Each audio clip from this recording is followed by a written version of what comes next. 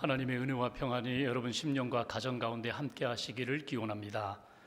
어느 목사님이 누두촌에 있는 교회로부터 설교 부탁을 받고 고민에 빠졌습니다.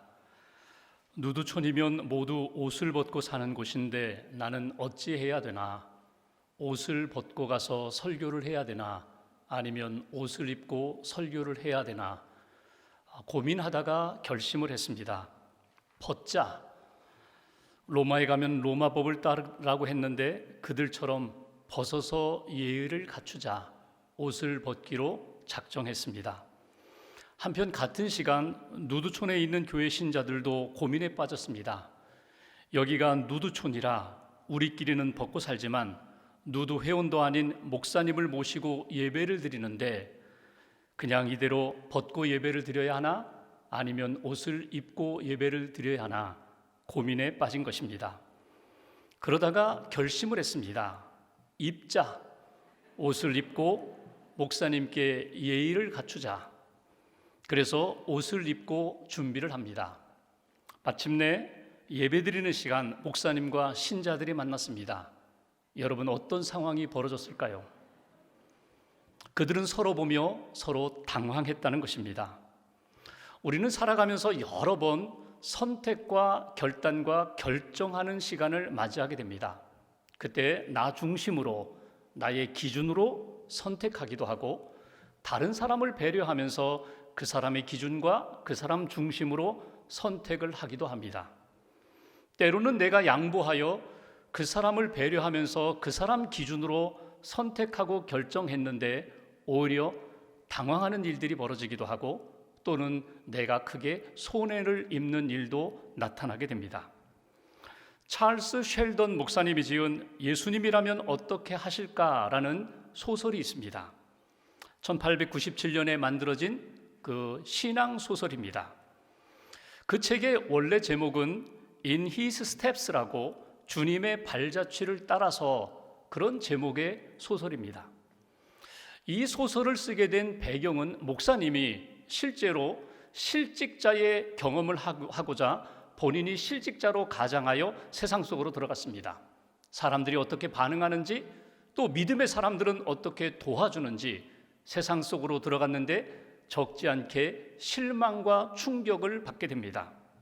특별히 그리스도인들 냉대하고 무관심하는 모습을 보면서 이것은 아닌데 하나님을 믿는다고 하면서 사람들을 사랑한다고 하면서 이렇게 대할 수는 없는데 그래서 자기의 경험들을 모아서 성도들에게 읽어주기 위해서 쓴 책이 예수님이라면 어떻게 하실까라는 소설입니다. 이 책에서 강조하는 내용은 이것입니다. 믿음의 사람들이 어떤 선택과 결정 앞에 설 때마다 질문해 보라는 것입니다. 예수님이라면 어떻게 하실까? 예수님이라면 어떤 선택을 하실까? 어떤 길을 가게 하실까? 그 질문을 하면서 주님이 주시는 마음을 가지고 걸어갈 때 예수님을 닮아가고 예수님과 함께 주님의 발자취를 걷는 인생이 될 것이다. 그렇게 질문하고 예수님이 주시는 마음으로 걸어갈 때에 그 하나님의 은혜가 나를 변화시키실 것이고 또 이 세상을 변화시키는 일이 나타나게 될 것이다. 그것이 그 책에서 강조하는 내용입니다. 여러분은 예수님이라면 어떻게 하실까라는 생각을 해보셨습니까? 언제 해보셨습니까? 그리고 어떻게 결정하셨습니까? 여러분은 하나님이 주시는 마음과 뜻을 따라서 지금 살아가고 계십니까? 오늘 본문은 요셉이 형제들을 만나서 형제들 앞에 자기 자신의 신분을 다 밝히는 내용입니다. 창세기 44장에서 요셉이 형제들을 몇 번 만났습니다. 그리고 마침내 자기의 동생인 베냐민도 만나게 됩니다. 그 베냐민이 돌아갈 때에 곡식 자루에 은잔을 집어넣었습니다. 그리고 그 은잔을 훔쳐갔다고 누명을 씌웁니다. 그리고 이렇게 말합니다. 베냐민은 나의 종이 되어야 하리라. 훔쳐갔기 때문에 나의 종이 되어야 하리라. 그리고 남은 형제들은 자 집으로 돌아가시라고. 그때 요셉의 형인 유다가 나서서 이렇게 이야기합니다. 내가 베냐민 대신 종이 되겠습니다. 이 모습은 20여 년 전의 형제들의 모습이 아닙니다. 형들이 많이 변화되었습니다. 바뀌었습니다. 그 모습을 보고 이제 내가 더 이상 테스트하지 않겠노라고 요셉이 눈물을 흘리며 자기의 신분을 밝힙니다. 오늘 본문 3절에 보면은 제가 요셉입니다. 4절에 보시면 제가 당신들의 아우입니다. 당신들이 애굽에 판 그 사람 바로 요셉입니다. 자기의 신분을 밝히는 내용을 읽어볼 수 있습니다. 특별히 여기에서 요셉이 신앙 고백을 합니다. 그 신앙 고백의 내용을 읽어보면 하나님이 나를 당신들보다 먼저 이곳에 애굽에 보내셨습니다. 이렇게 강하게 표현합니다. 본문에 눈에 띄는 단어가 하나 있는데 하나님이라는 단어입니다. 오늘 본문 5절과 7절과 8절에 하나님이 이렇게 하셨다는 것입니다. 하나님이 내 인생에 이렇게 만드셨다는 것입니다. 이렇게 다 해주셨다고, 하나님이 하셨다고 그런 믿음으로 고백하고 있습니다. 이 요셉의 신앙 고백을 통하여 오늘 이 시간 저와 여러분들에게 주시는 하나님의 메시지가 무엇일까? 오늘 본문 5절을 먼저 봉독하겠습니다. 5절 한 절 함께 봉독합니다. 당신들이 나를 이곳에 팔았다고 해서 근심하지 마소서, 한탄하지 마소서. 하나님이 생명을 구원하시려고 나를 당신들보다 먼저 보내셨나이다. 아멘. 오늘 요셉의 첫 번째 신앙 고백을 우리가 듣게 됩니다. 오늘 요셉이 애굽의 총리로만 알고 그 앞에 엎드려 절을 하고 양식을 구했던 형들이 그 총리가 요셉이라는 것을 알게 되었습니다. 그리고 그들이 이렇게 생각합니다. 이제 우리는 죽었다. 요셉이 우리에게 복수할 거야. 그래서 오늘 근심했다고, 한탄했다고, 한숨을 쉬면서 우리는 이제 어떻게 살아갈까? 그런 형들을 향하여 요셉이 하는 이야기입니다. 하나님께서 나를 이곳에 먼저 보내주셨습니다. 여러분, 이 요셉의 고백을 통하여 우리가 느낄 수 있는 것은 무엇입니까? 요셉이 형들에게 안심을 시켰다는 것입니다. 근심하지 말라고, 한탄하지 말라고, 내가 당신들을 용서하겠노라고. 여기에 요셉의 신앙 고백을 통하여 우리에게 주시는 첫 번째 메시지가 있습니다. 하나님이 용서하게 하셨습니다. 하나님이 형들을 용서하게 하셨다고, 이것이 오늘 요셉의 신앙 고백입니다. 여기서 단순하게 그냥 요셉이 형들을 용서했다, 그것으로 끝나서는 안 됩니다. 요셉이 어떻게 형들을 용서할 수 있었을까? 우리가 하나님을 믿고 은혜를 받고 하나님의 용서하심을 받고 살아가면서 가장 어려운 것이 용서하는 일입니다. 하나님 앞에 많은 기도를 하지만 우리가 하나님 앞에 드리기 어려운 기도가 예수님이 가르쳐 주신 주기도문 가운데 담겨 있습니다.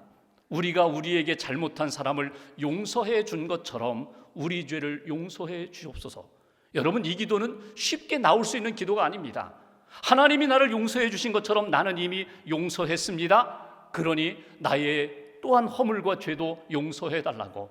신앙생활하면서 한 번 용서했는데 똑같은 상황이 다시금 일어난다면, 내가 용서해 준 사람을 다시금 만나게 된다면 내 속에서 다시금 뜨거운 것이 올라오면서 용서했던 마음은 사라지고 다시금 미움과 그리고 증오의 마음이 일어나는 것이 솔직한 우리의 모습입니다. 요셉은 어떻게 용서할 수 있었을까? 용서하는 일이 쉽지 않은데 요셉은 어떻게 이것을 극복할 수 있었을까?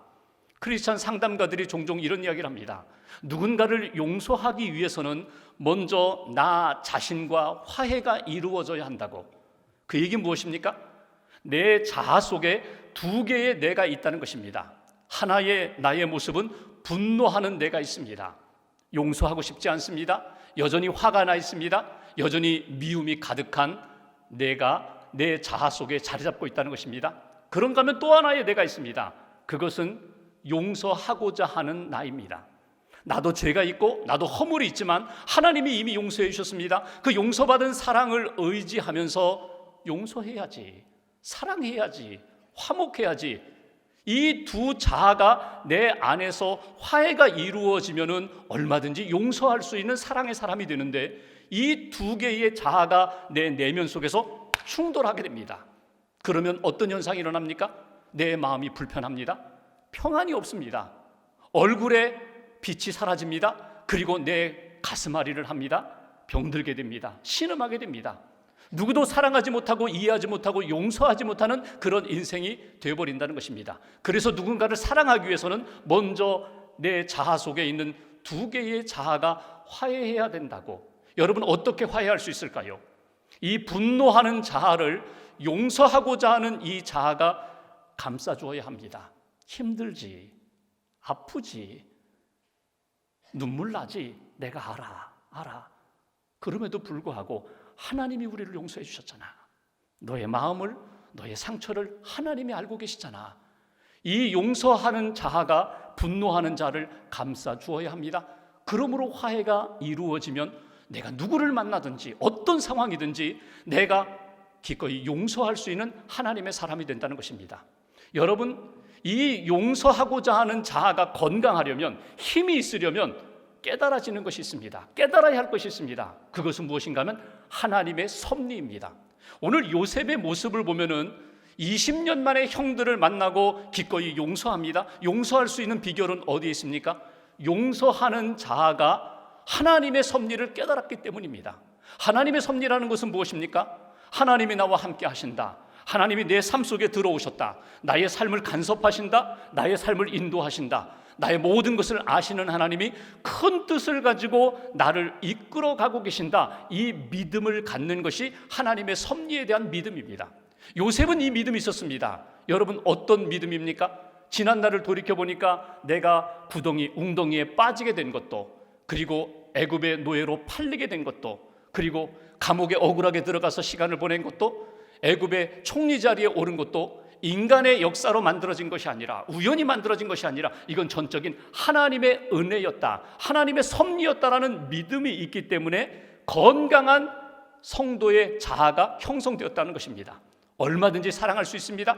나의 자아 속에서 일어나는 20년에 만난 형들에 대하여 분노도 일어날 법하고, 용서했다고 하지만 다시금 쓴뿌리가 일어나려고 할 때에 감싸고 그리고 위로하는 그런 건강한 믿음의 성도가 되었다는 것입니다. 오늘 요셉의 모습을 보면서, 요셉이 이렇게 용서했던 삶을 보면서 여러분, 우리 자신도 요셉이 고백했던 신앙의 고백으로 하나님 앞에 나가야 합니다.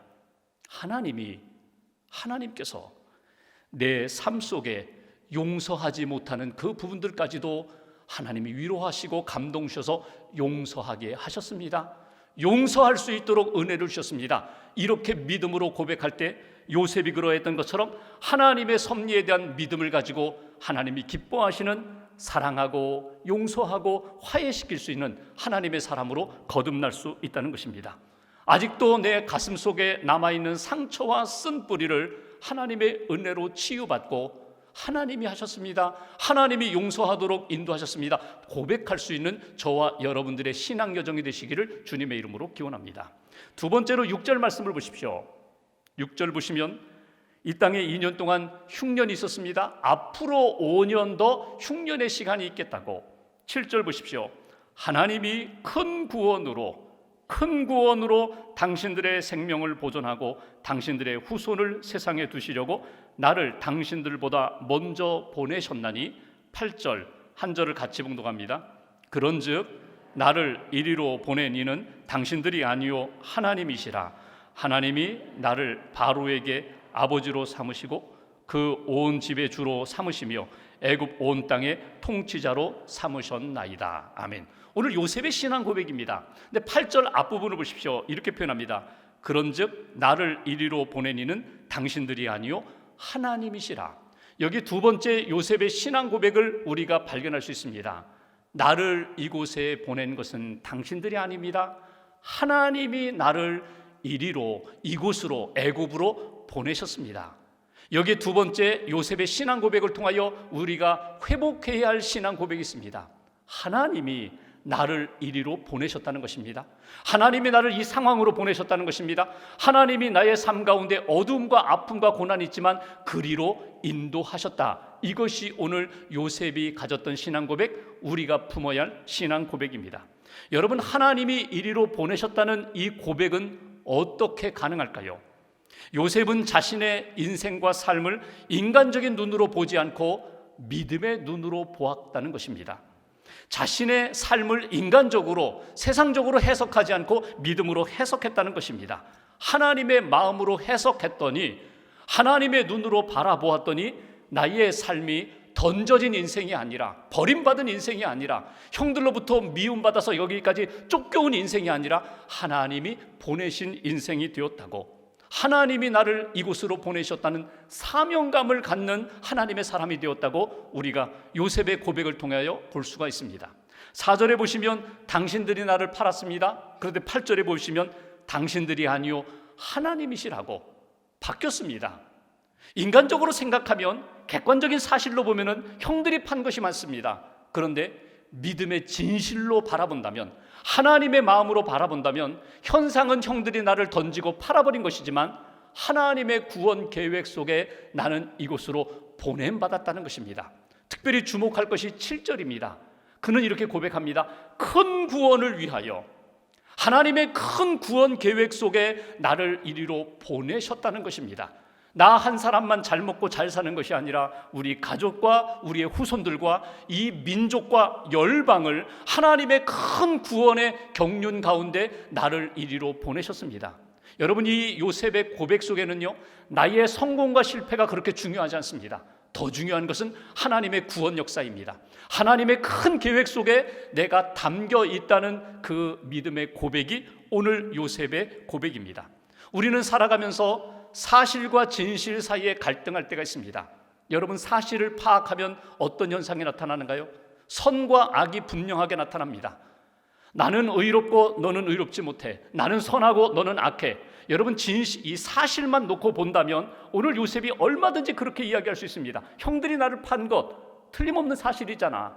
형들이 나를 미워하고 죽이려고 하다가 노예 상인들에게 판 것, 그거 맞는 이야기잖아. 그러므로 형들은 악한 사람들이야, 나는 피해자야, 이렇게 얼마든지 말할 수 있습니다. 근데 요셉은 그렇게 이야기하지 않습니다. 사실보다 믿음의 진실을 찾고자 했습니다. 나는 팔린 인생 같지만 하나님의 큰 구원 계획 속에 나는 이곳으로 보냄받은 인생입니다. 이렇게 믿음으로 바라보고 믿음으로 해석했다는 것입니다. 여러분, 사실을 파악하는 데는 시간이 오래 걸리지 않습니다. 눈으로 보고 금방 확인할 수가 있습니다. 그런데 진실을 확인하기 위해서는 시간이 걸립니다. 보이지 않는, 눈에 보이지 않는 하나님의 그 큰 구원의 역사를 느끼려면 주님 앞에 기도하셔야 합니다. 묵상하셔야 합니다. 하나님이 주시는 마음, 하나님이 주시는 말씀이 임할 때까지 기다려야 한다는 것입니다. 그렇게 기다리면 사실이 아니라 하나님의 큰 구원 계획 속에 내가 있다는 구원의 역사, 그리고 하나님의 복음의 진실 속에 내가 있다는 것을 깨닫게 되고 하나님 앞에서 믿음으로 응답할 수 있는 하나님의 사람이 된다는 것입니다. 하나님의 관점이라는 책을 쓴 토미 테니 목사님이 그 책에서 이런 이야기를 합니다. 하나님의 관점을 가지고 살아야 된다. 적어도 믿음의 사람들은 세상의 관점이나 인간적인 눈, 인간적인 관점이 아니라 하나님의 관점을 잃어버려서는 안 된다. 하나님의 관점을 우리가 느끼기에 가장 좋은 시간이 언젠가? 예배 시간이라고 이야기합니다. 하나님 앞에 찬양하며, 하나님 앞에 기도하며, 하나님을 바라보며 하나님의 은혜를 사모하는 시간, 하나님을 바라보고 하나님을 바라볼수록 하나님이 크게 느껴진다는 것입니다. 크게 나타난다는 것입니다. 그리고 우리의 문제는 아주 작아진다는 것입니다. 약해진다는 것입니다. 하나님의 관점을 회복하면, 하나님의 마음을 느끼게 되면 그 다음부터 하나님의 눈으로 나를 바라보고 세상을 바라보고 문제를 바라보고 사람들을 바라보면 하나님의 구원 계획 속에 내가 있음을 느낄 수가 있다는 것입니다. 여러분, 하나님의 관점을 가질 때에 지금 나를 사용하시는 하나님, 주목하시는 하나님, 하나님이 나를 어떻게 바라보시는가, 하나님의 눈으로 나의 인생과 나의 삶 속에서 이루고자 하는 하나님의 뜻을 발견하게 될 때에 우리는 사명자의 길을 걸어갈 수가 있다. 보냄받은 자의 삶을 살아갈 수가 있다. 세상으로 낙심하지 않고 사람들로 인하여 원망하지 않고 믿음의 길을 걸어갈 수가 있다는 것입니다. 요셉은 진정으로 하나님의 관점을 품고 살았던 사람입니다. 언제 어디서나 하나님이 나를 지켜보신다고, 나는 하나님과 동행하는 사람이라고 그렇게 믿음으로 생각했더니 사람들과의 관계에만 붙들리지 아니하고 하나님과의 관계와 교제 속에서 큰 구원의 그림 속에 내가 담겨 있는 것을 그는 늘 확인하며 살았다는 것입니다. 여러분, 인간적인 눈으로만 확인하면은 언제나 나와 너와의 관계밖에 없습니다. 요셉으로 이야기한다면 나는 피해자고 형들은 가해자라고 나와 형제들만 보이게 됩니다. 그런데 하나님의 눈으로 바라보면은 나와 내가 어디에 있는가? 하나님의 큰 구원과 하나님의 그 품 안에 우리가 있다는 것을 발견하게 된다는 것입니다.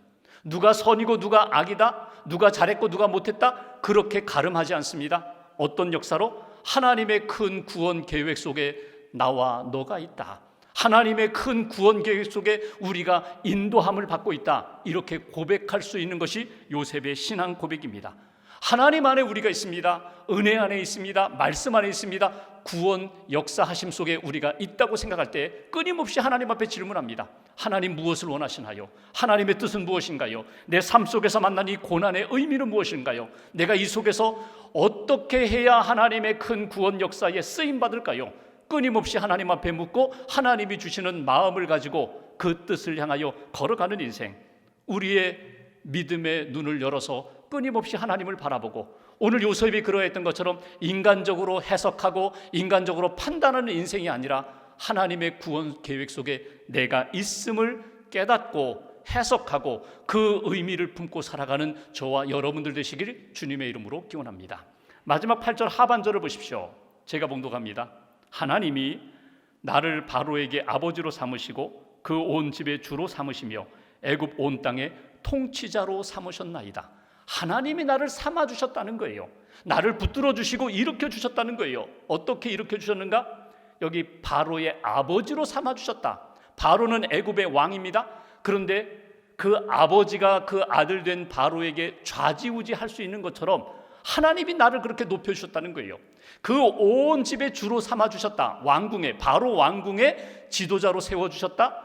애굽 온 땅의 통치자로 삼아주셨다. 세워주셨다는 것입니다.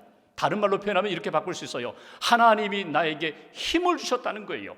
또 다른 표현으로 이야기한다면 하나님이 나에게 복을 주셨다는 거예요. 내가 지금 누리고 있는 이 모든 은혜와 복은 누가 주셨는가? 하나님이 주셨다는 요셉의 신앙 고백입니다. 세 번째로 요셉의 신앙 고백, 다시 한번 우리가 품기를 원합니다. 하나님이 내게 복을 주셨습니다. 하나님이 주신 복입니다. 내가 살아온 지금까지의 모든 인생 가운데 잘된 것들, 자랑하는 것들, 그리고 힘으로 의지하는 이 모든 것들 누가 주셨는가? 하나님이 주셨다는 거예요. 근데 요셉은 어떻게 사용했어요? 그 복을, 그 힘을 자기를 위하여 사용하지 않았어요. 자기의 영화를 위하여 사용하지 않았어요. 하나님의 구원 역사 가운데 하나님 앞에 쓰임받는 인생으로 그 복, 그 힘을 사용했다는 것입니다.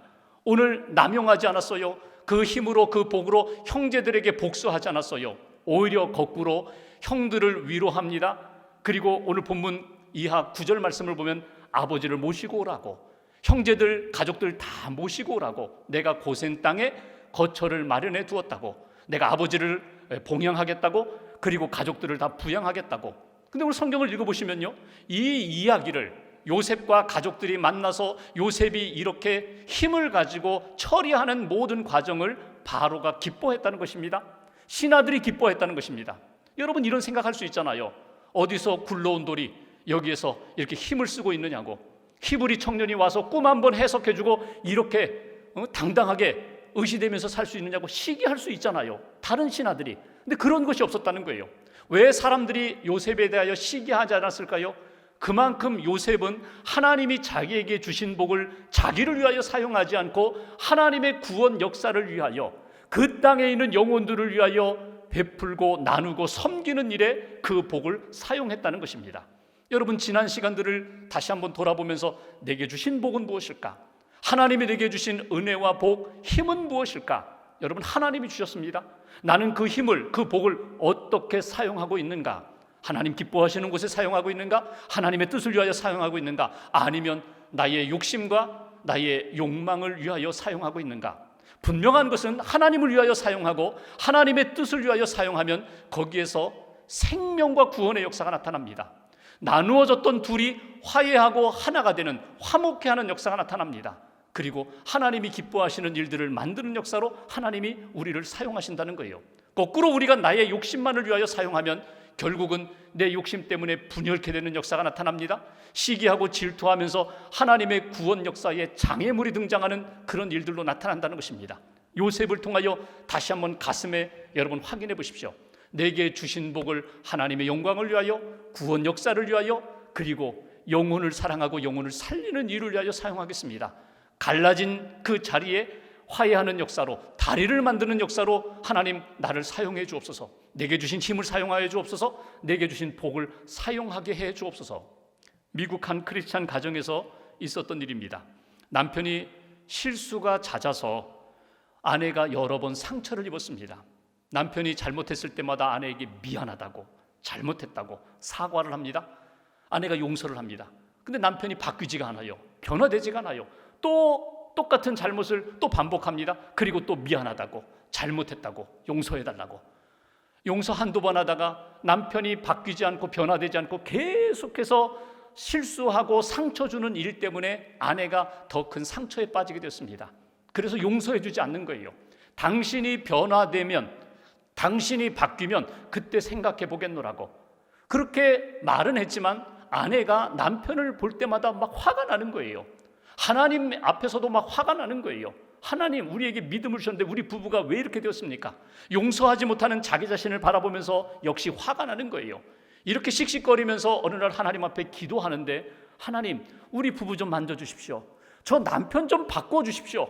저 남편 좀 변화시켜 주십시오. 하나님 앞에 기도하는데 하나님이 이 아내의 마음 가운데 이렇게 말씀을 해 주셨습니다.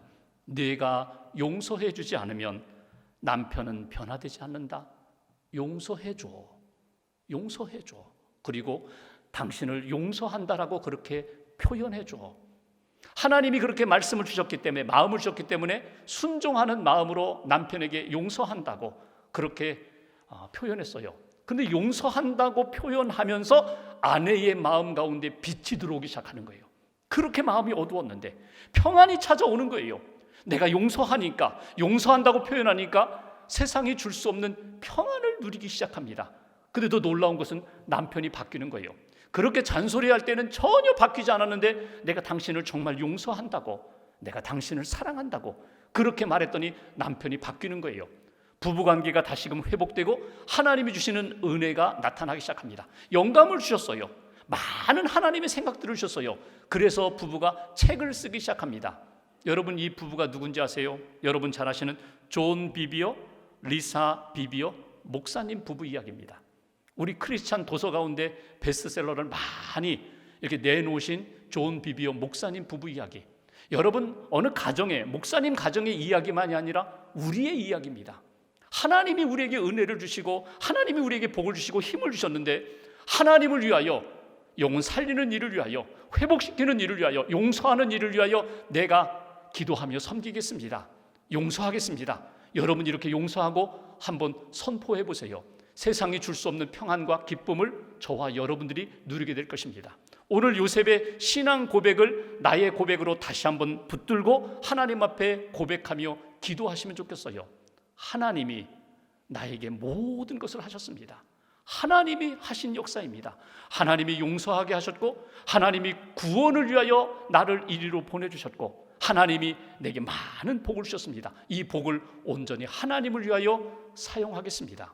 다음 주일이 추수감사주일인데 한 주간 동안 여러분 지금까지 삶을 돌아보십시오. 지난 1년을 돌아보십시오. 하나님이 나에게 어떤 은혜를 주셨는지, 하나님이 나에게 어떤 복을 주셨는지, 하나님이 나를 어떻게 붙들어 주셨는지 믿음으로 고백하면서 하나님 감사함으로 나아가겠습니다. 믿음의 길을 걷겠습니다. 하나님의 은혜 가운데 평강의 삶을 살겠습니다.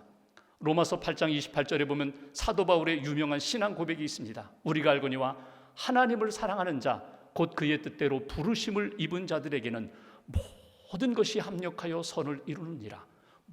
모든 것이 합력하여, 내가 생각할 때 좋은 것만, 내가 원했던 그것만이 아니라 내 삶의 모든 것들, 요셉이 겪었던 그 고난과 아픔과 슬픔과 그 상처의 역사, 그것까지도 모든 것이 합하여 하나님의 선한 역사를 만드신 그 하나님이 오늘 저와 여러분들의 하나님이 되시고, 지금까지 인도하신 하나님, 앞으로도 하나님이 우리의 삶을 생명의 삶으로 인도해 가실 것입니다. 그 믿음의 고백으로 한 주간 하나님 앞에서 살아가는 저와 여러분들 되시기를 주님의 이름으로 기원합니다. 기도하겠습니다.